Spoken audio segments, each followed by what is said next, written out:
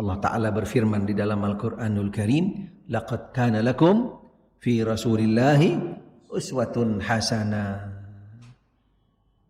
Ini ayat yang selalu dibawa-bawa.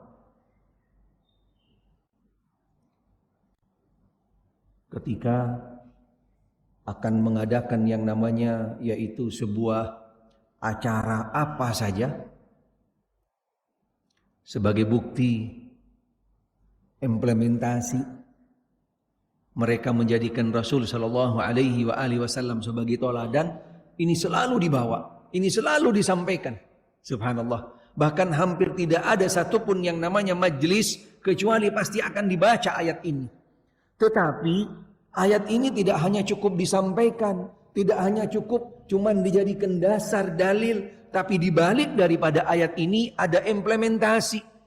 Ada tuntutan, ada konsekuensi yang kembali kepada setiap dari kita. Bagaimana kita cara mencontoh beliau? Ini pertanyaan besar.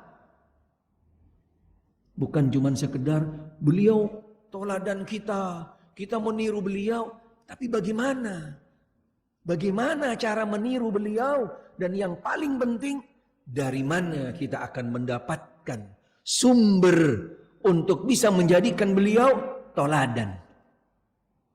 Ini yang paling penting sebenarnya. Bukan hanya sekedar berdalih dengan ayat ini, kemudian untuk melegitimasi apa yang mereka lakukan. Tidak benar.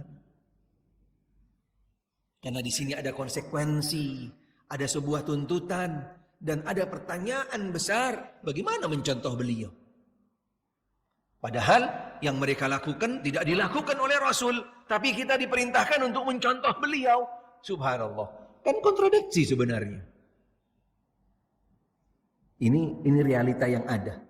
Silahkan setiap dari kita bisa coba merenung, coba bertanya kepada hati kita yang paling dalam.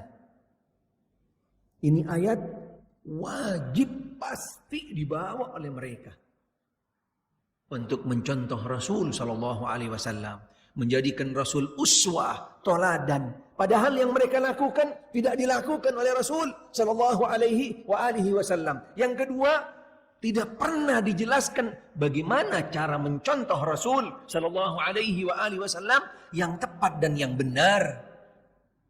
Karena di dalam mencontoh beliau Sallallahu Alaihi Wasallam tidak ada jalan kecuali melalui sirah beliau Sallallahu Alaihi Wasallam.